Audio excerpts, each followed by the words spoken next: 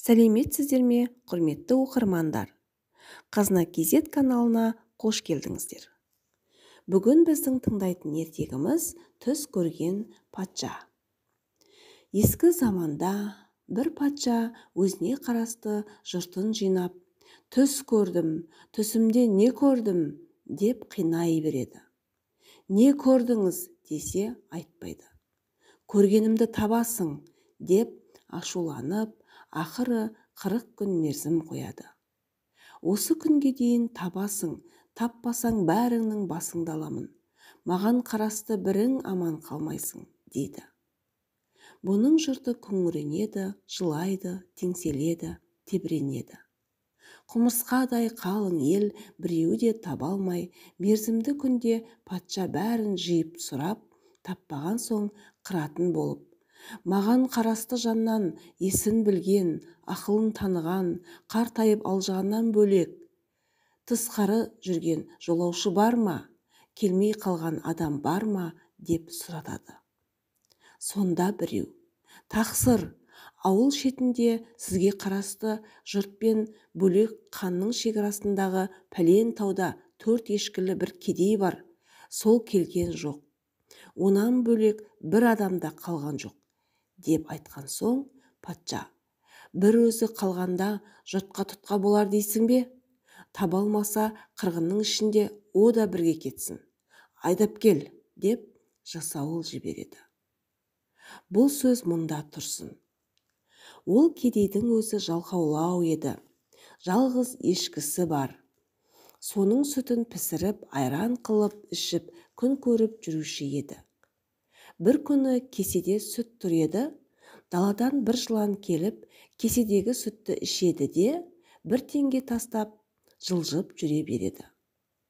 Сонда кедей: бұл тәуір болды-ау, жылан тағы келсінші деп қуанып қала береді. Сонымен, ертеңіне абайланып, ойланып отырса, кешегідей жылан тағы да келе жатады. Алдын ала қамданып жүгіріп барып, кесеге тағы да сүт қойып қойды. Жылан тағы да кеседегі сүтті ішіп, кешегі 1 теңгесін тастап жылжып кете береді. Сол күйінше көніге келіп сүт ішіп, теңге тастайтұғын болды. Сонымен кедейдің теңгесі көбейіп, 3 ешкі сатып алып, қосып, сүт жыланға да өзіне де жеткілікті болып, артылған теңгесін жамбасына басып жата береді. Мынау жылан сүт ішіп болған соң, бір төбенің басына шығып, іннің аузына жақын жерде арқасын күнге беріп, олай-бұлай аударылып жатады екен. Оның жайына кедей әбден сыралғы болды. Солай жүргенде ол кедейге патшадан жасауыл барды. Жұрттың күйзелгеніне, қиналғанын, патшаның көрген түсін айталмағанын бәрінде жайып айтып, көптің бірі болып таба алмасаң, сен де өлесің. Жүр, дейді.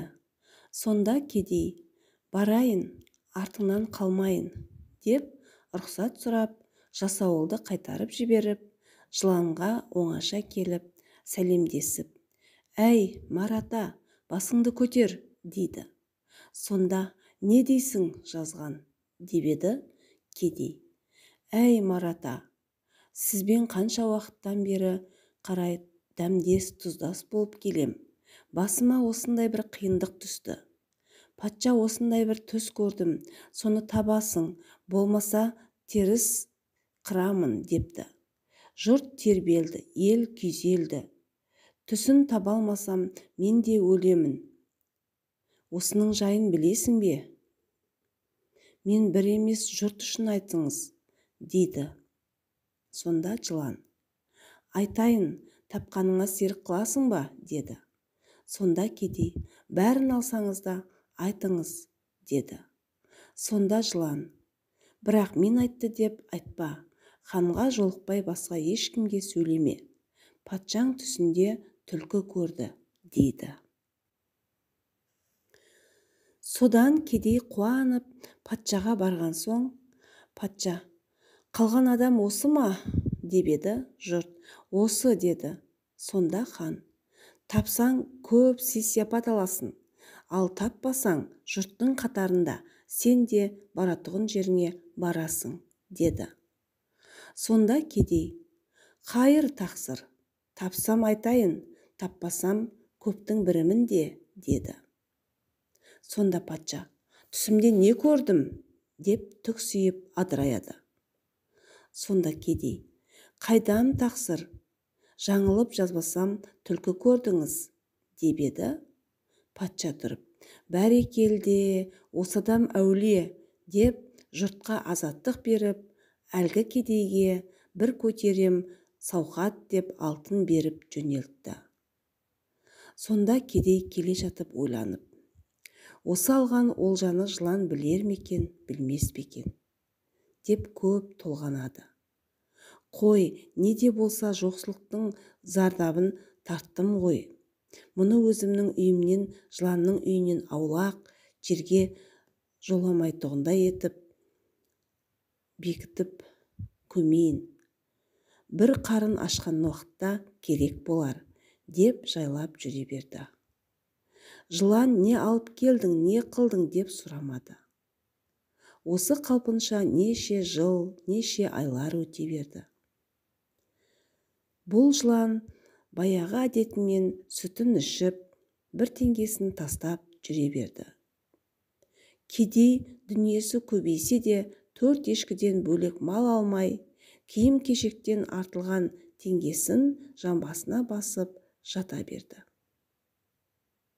Ал енді бір күндерде ай өтіп, жыл өтіп, патша жұрттан баяғыдай жинап алып, түс көрдім, түсімде не көрдім деп қинай бастады. Сонда жұрт күйзеліп, күңіреніп: ойбай тақсыр-ау, баяғы сый-сияпат алатын әулиеңіз жалғыз ешкілі кедей бар емес пе еді, деп шулай бастады.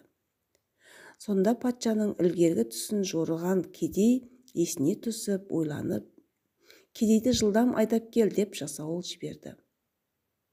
Ілгергі әдетімен кедей артыңнан барайын, деп қала берді.